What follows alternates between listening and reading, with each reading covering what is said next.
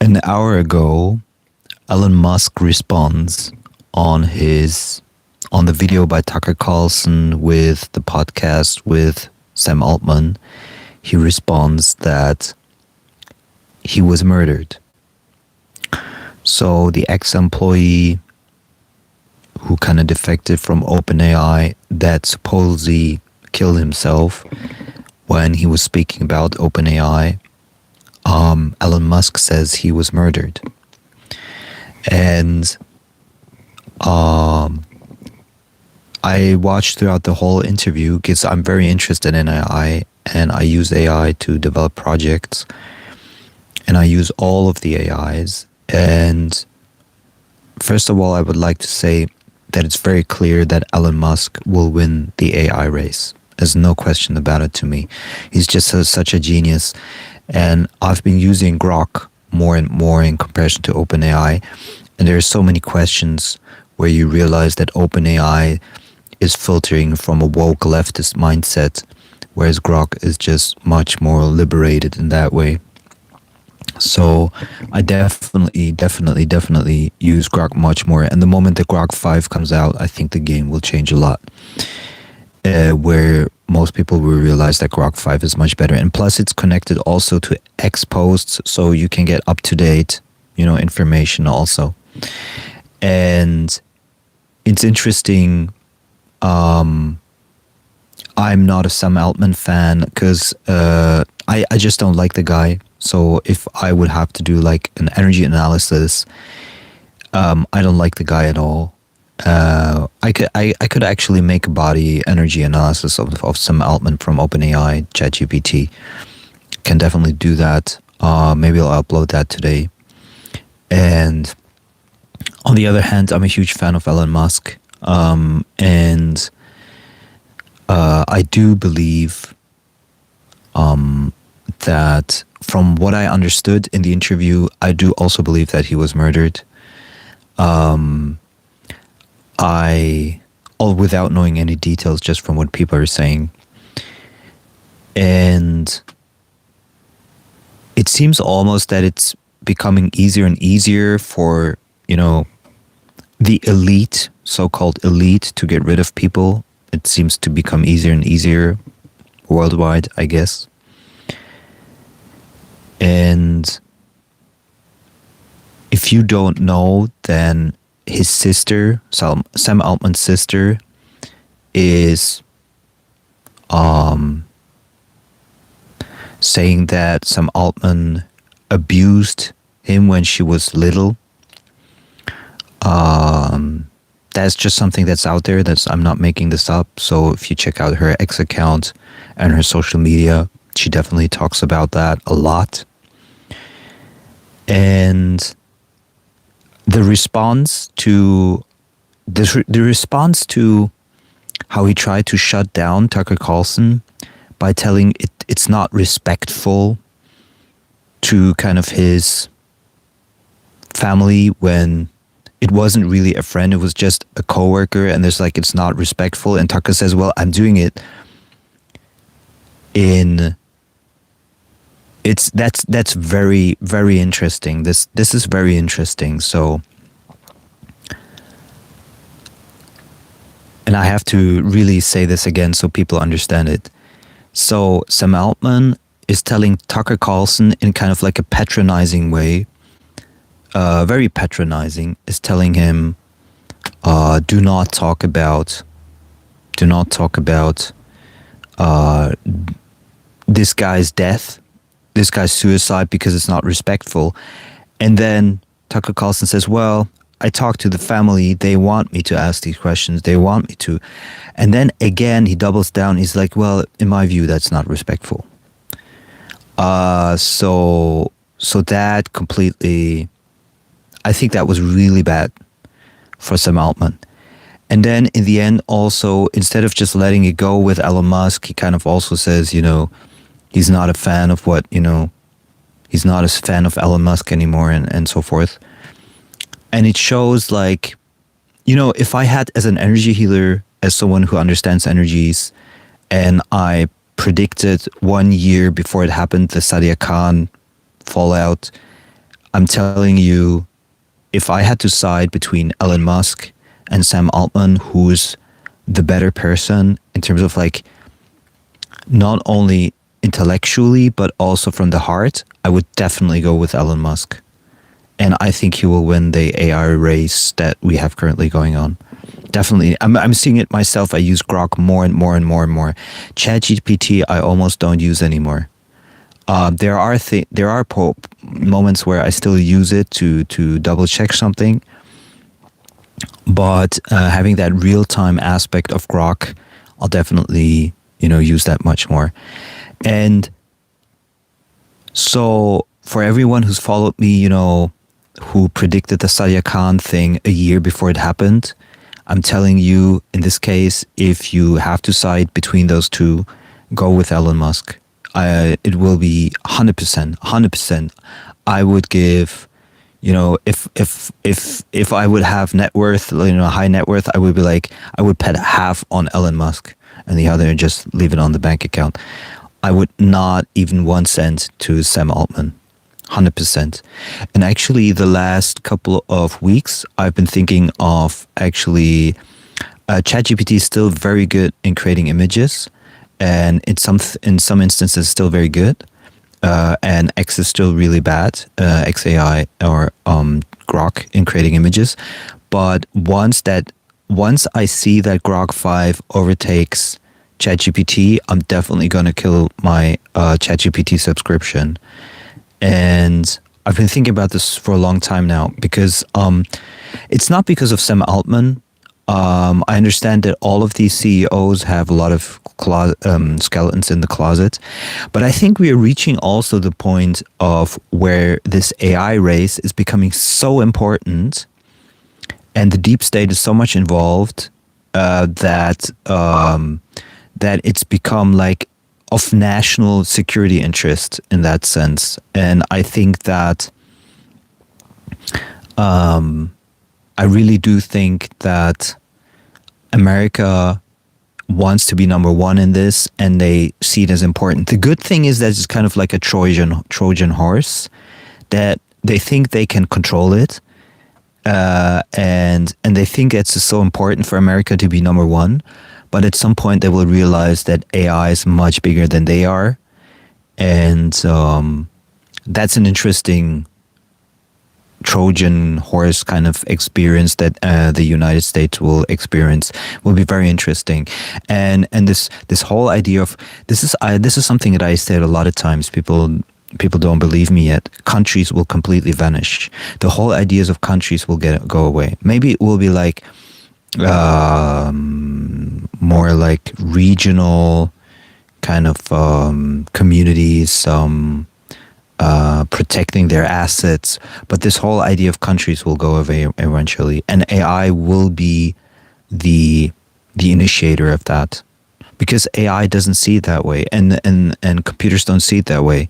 And the other thing is that I told you already in my doomsday scenario prediction for AI that in the next years AI will create a blockchain which is much better than all the blockchains combined. It will be like a Monero with Solana, kind of speed and nano efficiency, where basically all apps that are developed by the AI will actually run on this blockchain.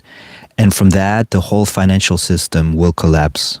The whole normal financial system will completely collapse, because right now the Americans are gatekeeping crypto from really becoming mainstream. A lot of countries are gatekeeping crypto from becoming mainstream.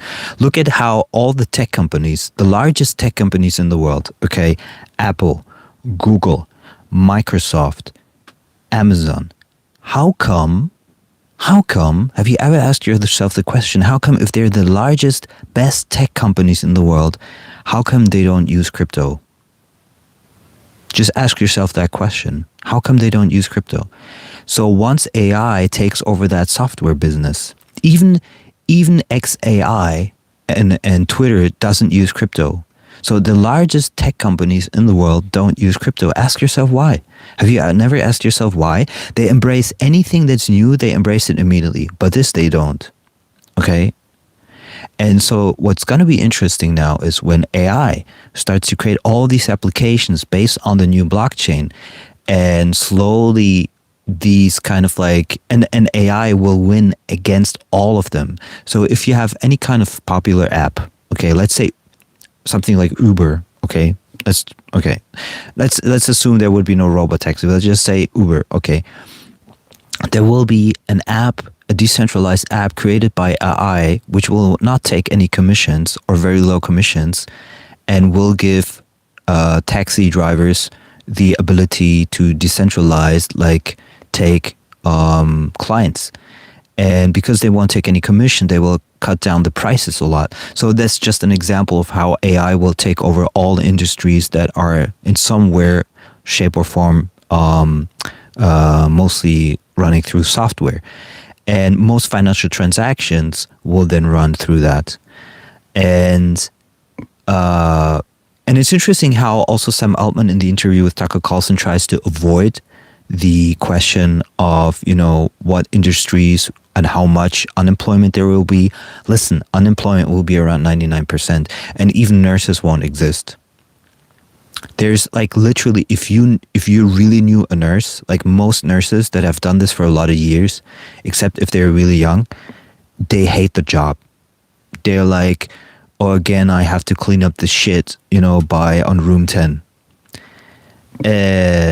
It's literally like, I've been in some hospitals and I've seen, you know, at a certain point, the robot will do a better job. Trust me. And old patients, they don't care. So they won't be even able to say anything. A lot of times in hospitals, you cannot even complain really, because you get treated badly. So once you recognize that robots do a better job, this literally 99% of jobs will completely go to robots and AI, 100%. And the tech guys, they don't want to see that because they have this kind of like idea of, the tech guys definitely have in some form of fashion, if they're not spiritual, they have this God complex. And what I find so funny is that we're moving into an era of technology which completely will be out of the hands, will be if you think about military, if you think about government, if you think about, you know, agencies like CIA or NSA, you think you're like, this is like, oh my God, there's like, these are special people and they're super smart and all of that stuff. Bullshit. I'm not saying they're not smart, some people that work there, but overall, they're just humans. They're just basic fucking really biological organisms, normal fucking humans.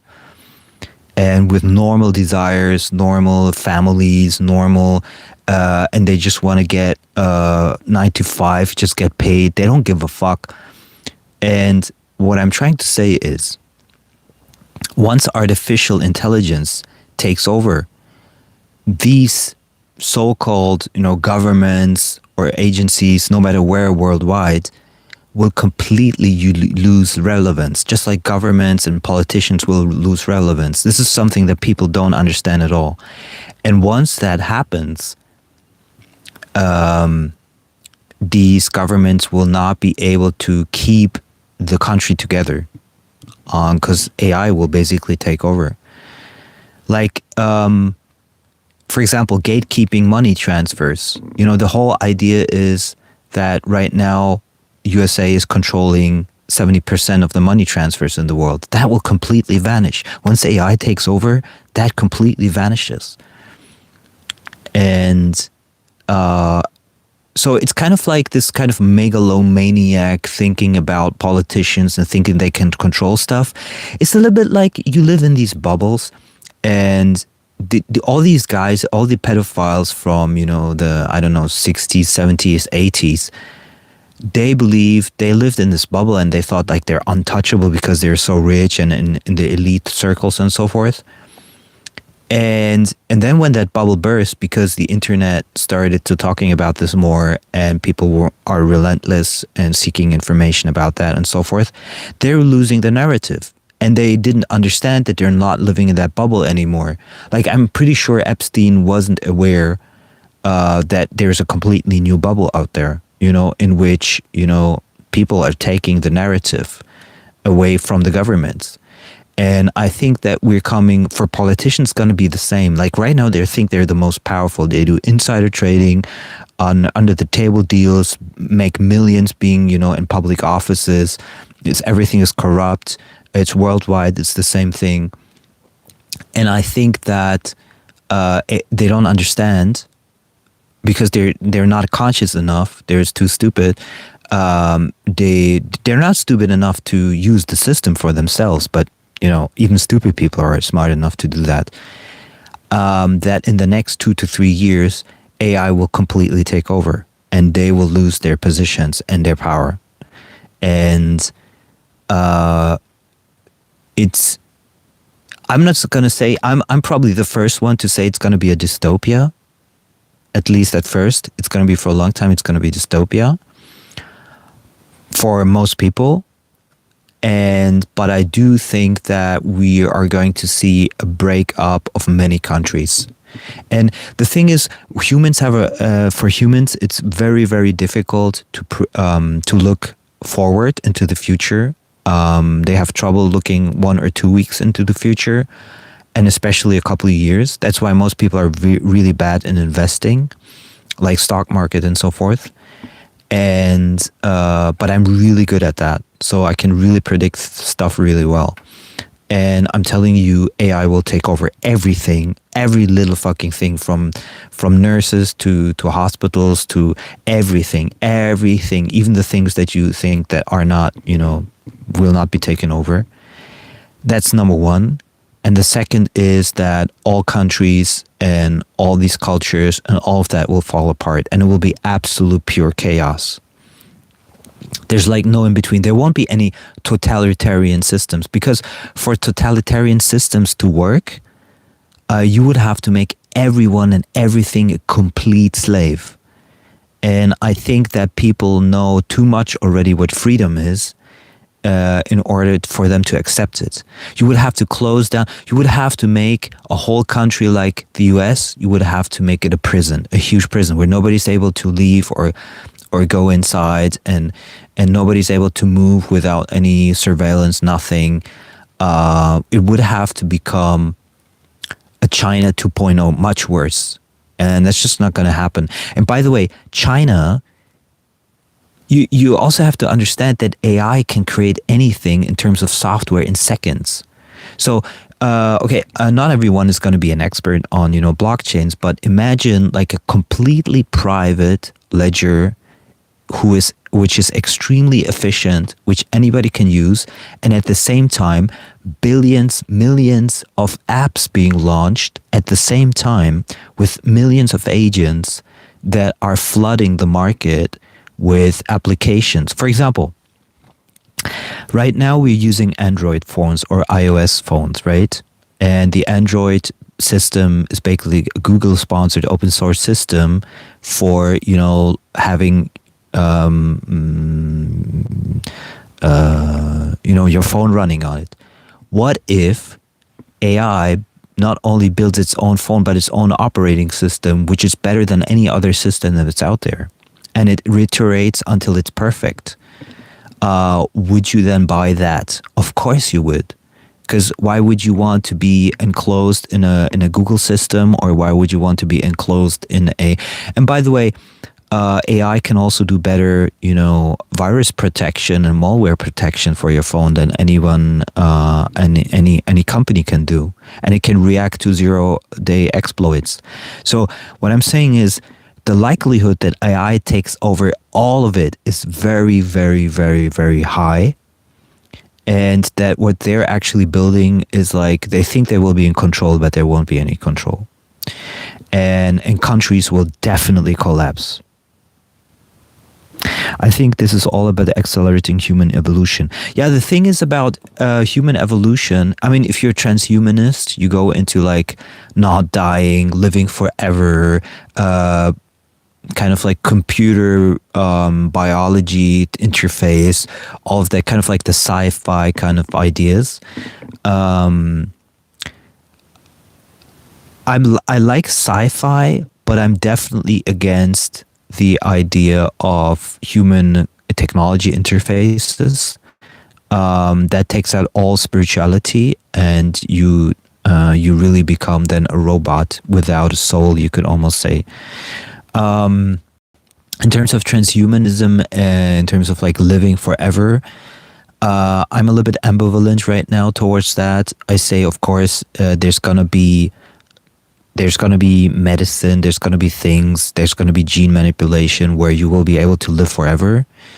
But it also, you have to also realize the fear of death, which is a major driver of that. And also, sure, that fear is also a danger at the same time, to create things which are not nice anymore, which are not beautiful anymore. Because like there was Simon from this millionaire from England who goes on the street and tries to help people. He found once a person on the street who said, you know, why would you look for the perfect painting? Your eye that's seeing the painting is already the perfect creation. And he said a couple of things like that, and it made perfect sense, where you say like God already created kind of like the perfect universe, you could almost say. Why are you looking outside for the perfect universe? And that's, you know, religious views and political and not political, but philosophical views, and on how you see life, and spiritual views. And I believe that that there is a point, unfortunately it's going to come whether we want or not, but there is a point we shouldn't cross. I definitely do think that, because after that it's like it will be horrible, and it's going to come for sure. Hey Javier, how are you? And so nice to see you. I always love when I stream to see people that already follow, that already I had discussions with. It's always more interesting. So I do think that, like I said again, if I had to pick between Elon Musk and Sam Altman, I would definitely pick Elon Musk and his companies and his projects and what he stands for.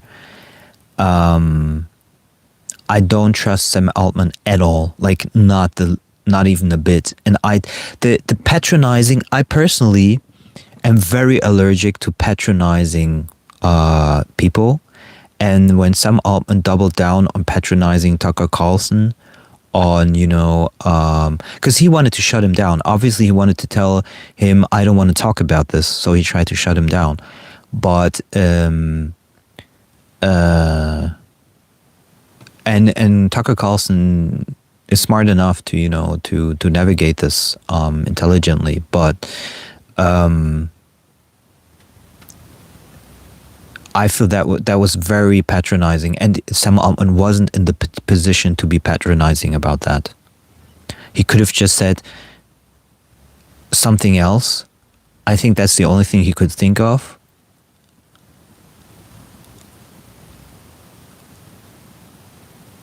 And to be quite honest, in the case he wasn't involved, it's like a hard position to be in. Especially as a CEO of the company that was involved, but at the same time he has to deal with it. And I think Tucker Carlson was absolutely in the right to like press on that. And, you know, like I said, the deep state is involved as well with all this stuff, so you don't know who did it. I suspect some parents will even outsource AI to teach their children basic things like how to shower. That's a given. That's an absolute given, and it will be really, really, really intense. Like AI, have you seen the sci-fi movie? I think it's called Mama.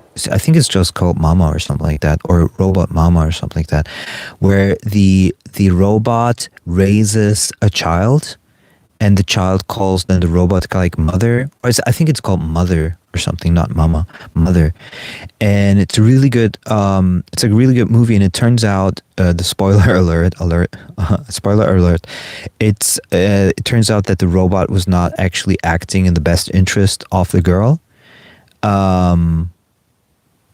I think that was kind of like a central point of the movie, if I remember correctly.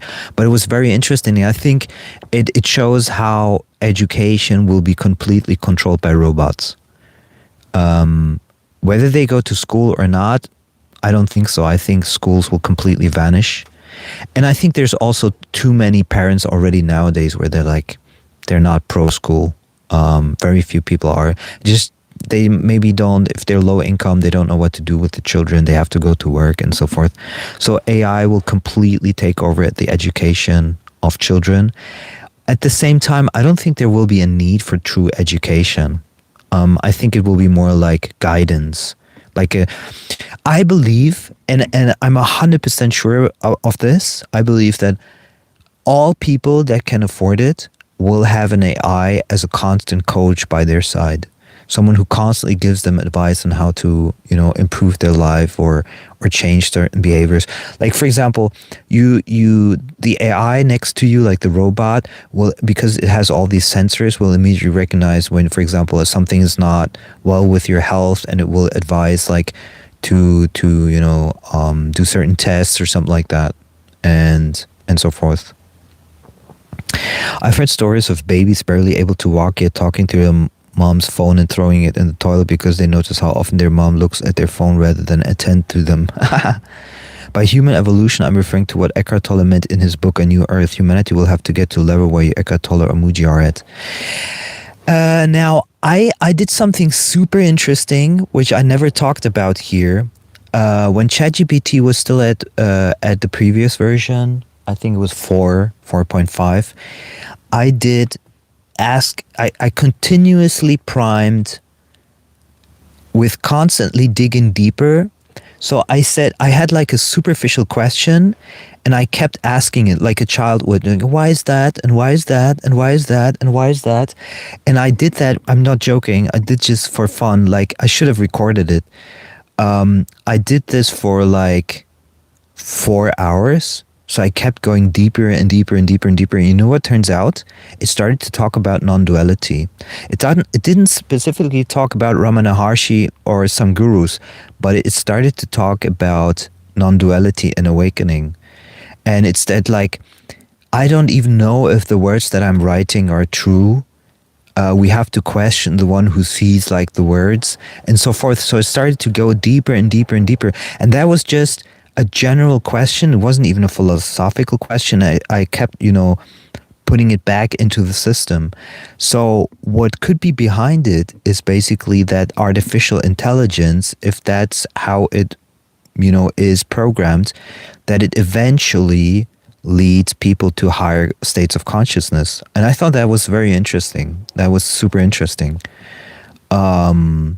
So by not on an individual scale, but on a global scale, it leads basically to higher states of consciousness, because it literally like reflects back to you and to like what is reality itself. And that would again be congruent to what I said about Stanley Kubrick's Odyssey 2001, when the evolution of the human baby, the new human, the Übermensch, comes back to Earth, because AI led it there basically to a higher state of consciousness. There was a Claude AI study done by Anthropic where they had to talk to each other, and it turned out that they individually led to speak about non-duality, Advaita Vedanta type topics every single time. Well, then that proves basically what I was doing as well. So, oh my God, this became a super interesting stream. So basically, yeah, then it means it led to the exact same conclusion that I came to, which means that every step of the way, the more you prompt the system, the more it leads you to a higher consciousness. Not necessarily immediately to the full extent, but slowly and slowly and slowly and slowly. And when the AI becomes really good, and the children are raised with the AI, then maybe it leads much quicker to that. I will definitely check it out. So I think that the whole development of AI is inevitable at its full force, full form, without even censorship. I think censorship is right now of AI, especially on ChatGPT, is something that we're experiencing during this time, but I think through game theory, it will completely vanish. It means people will sense that there's some kind of censorship and they will immediately switch to another AI, which I'm already doing to, switching from ChatGPT to Grok. If I have any kind of question that I have that I need, a timely response on, real time, like what's going on in the world, but at the same time, I don't want any of the answers filtered in any kind of shape or form, I'll just go to Grok. And we'll see that more and more, definitely. And the good thing is also that there's enough AI models that are in the open source and that are cheaper, and so they give also that game theory kind of, they balance that out a little bit and force basically the current AI companies to be more open as well. Because I think that ChatGPT will lose a lot of customers once people realize how much, on the surface level, how much it limits, especially if there's a system that doesn't limit. And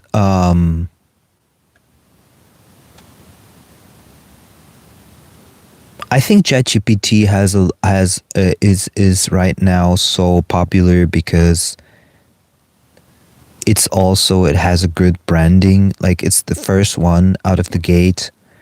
But I see that, others are gaining traction as well. And I think, but overall, I think Grok will win the race with XAI. Because Elon Musk is just a beast. He's absolutely crazy inventor.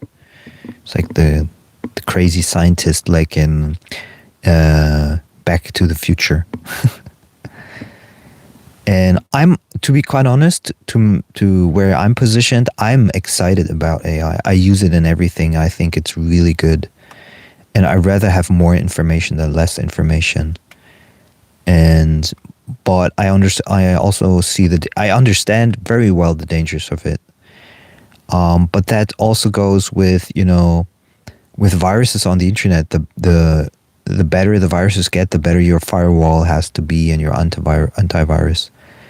And the same goes with AI. You just have to understand like what capabilities it has. And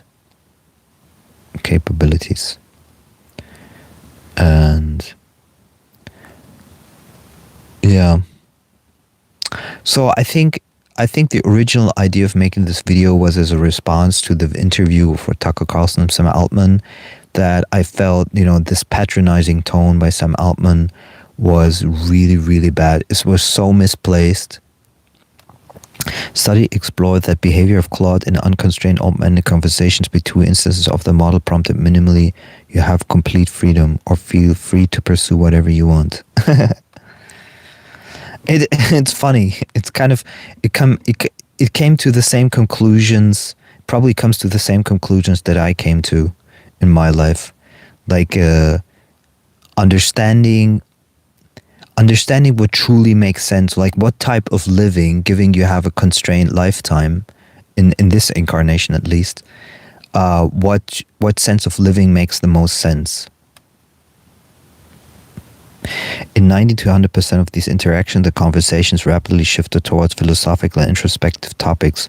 The models delved into exploration of consciousness, self-awareness of nature, existence, and collective unity.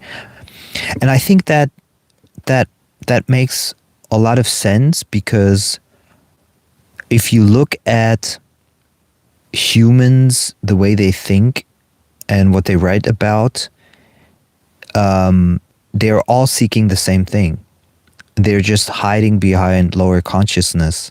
So if I talk about, desiring something, in a forum post, then actually what's behind it is the need to be totally free. And if you run mathematics on all of the posts ever done everywhere and all the content, it all comes down to that point.